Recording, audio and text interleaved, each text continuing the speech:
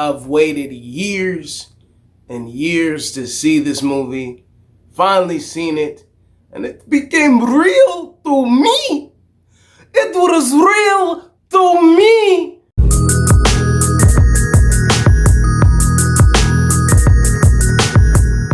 Welcome everybody, I'm RJ the Nerdy Brew, and here on this channel we talk TV, movies, and everything in between, all while drinking a cup of coffee. Now if you like one of those things or all of those things, why don't you consider subscribing and hit that notification bell and becoming a fellow Brewster. So today, fellow Brewsters, we're having a coffee talk of Black Widow.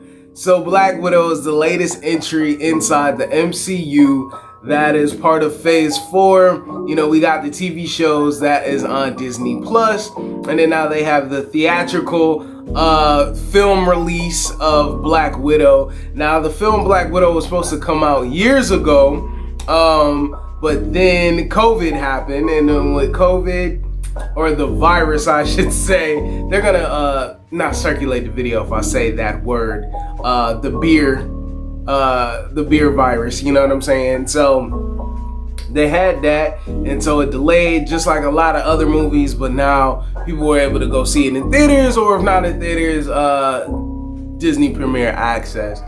So the movie takes place a lot of different time periods, but the bulk of the movie takes place right before Infinity War, while she's off doing her covert adventures with Captain America and Falcon. So it's her adventure right before that, where we find out that she was part of a Russian, the Red Room program that we saw from Age of Ultron, but is expanded upon that she was a child spy.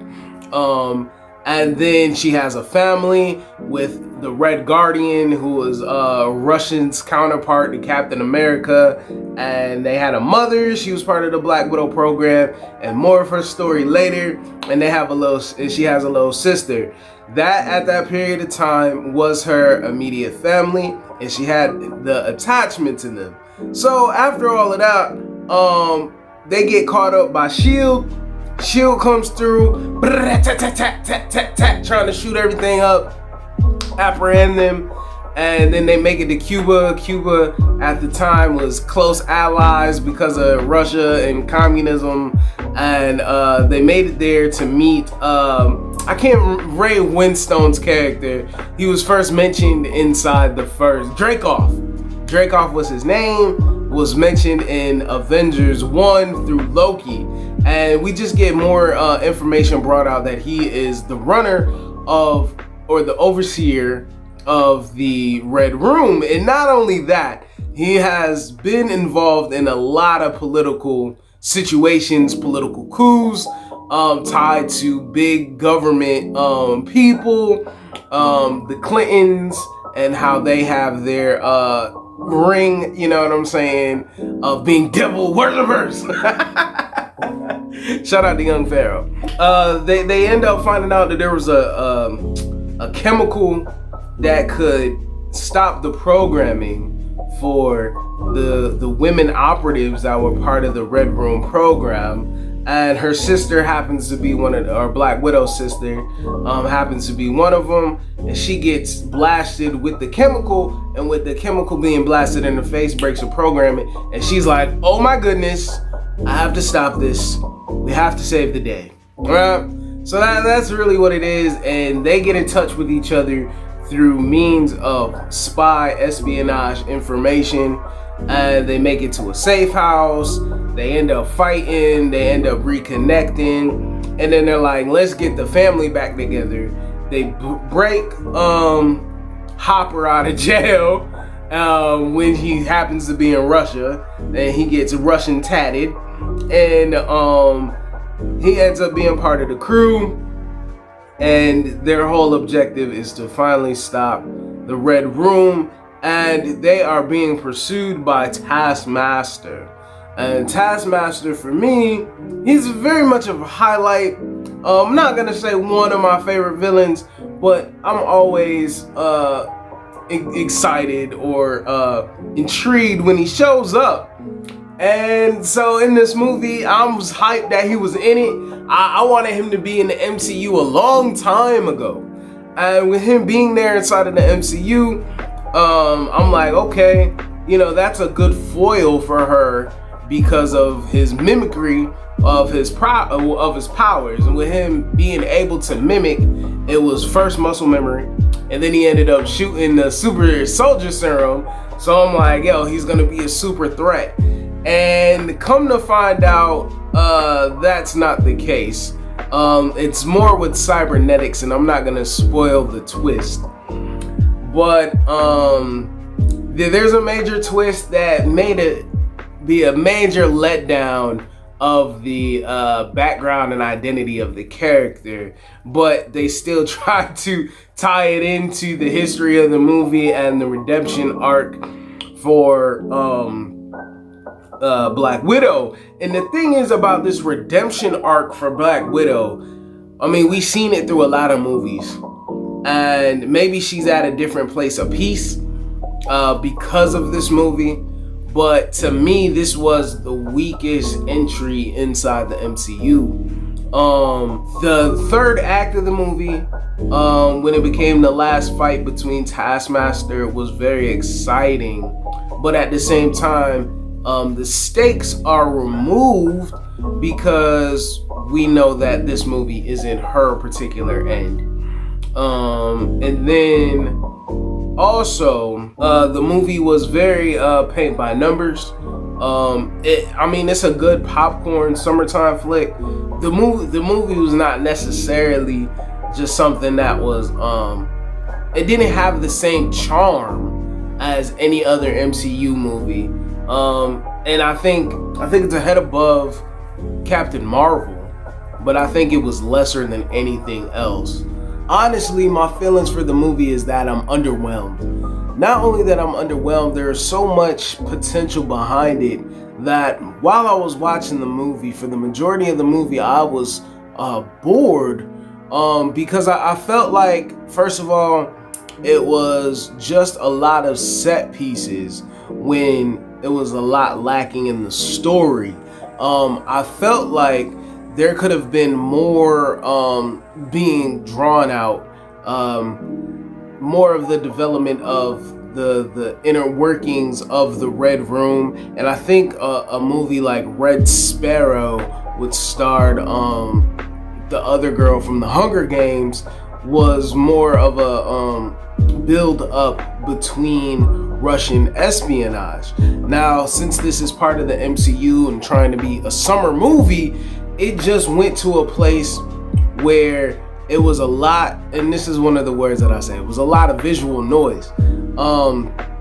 And I feel like this movie was a lesser little brother or a little sister, a little sibling to the Winter Soldier. Just the correlations of a shadowy organization, infiltration, brainwashing, the villain being tied to our hero, a maskless villain, and then finding out who it is. And then they also do the face switching that Black Widow did in that movie.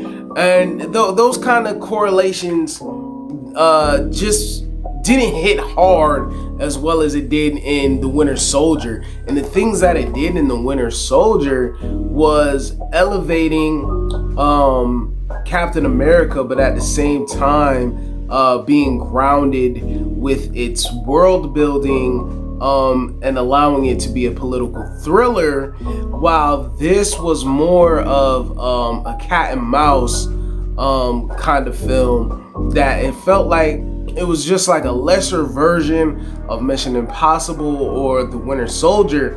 And I did like that the movie was bringing out the allegory of abuse between, I don't know how to say it, but women being abused by men with fragile egos. And there's just a lot of information and imagery that they bring out where you have these women who are getting abused, that are being used, that are being dictated by an individual who has who thinks lesser of women, and just the fact that a woman could overcome those certain things made a good statement within the movie. But overall, this movie was not. I was happy to see it at home. We'll leave it at that. If I say anything else, I'll be snitching on myself.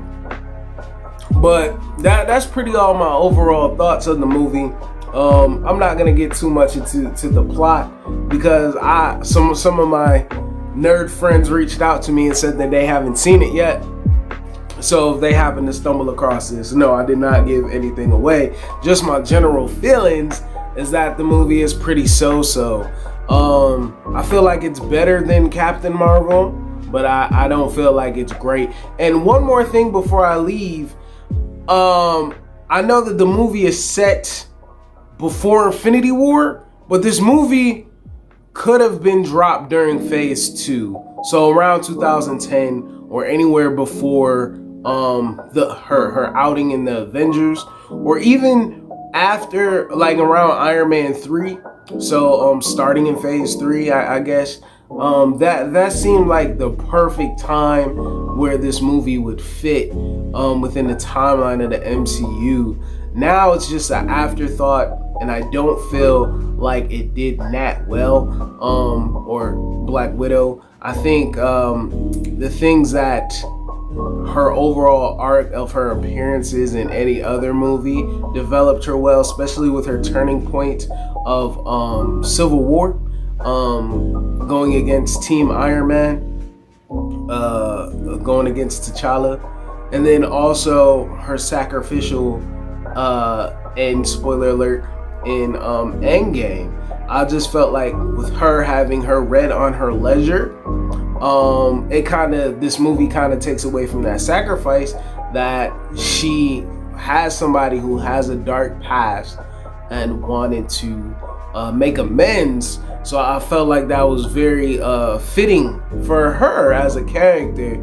So I just feel like this movie kind of diminishes that to a certain extent, because she ends up getting a resolve and a conclusion of something that hurt her, and then that kind of takes away from that sacrifice in Endgame. But who am I? I'm just somebody who drinks coffee and talk movies. I'm not there yet at the studio level, but Marvel is gonna go ahead and milk that cow. But I say the movie was better than Fast 9. I would love to know your thoughts down in the comments below. Like, share, comment, and subscribe. I'm so happy for you guys being here. Thank you for being here.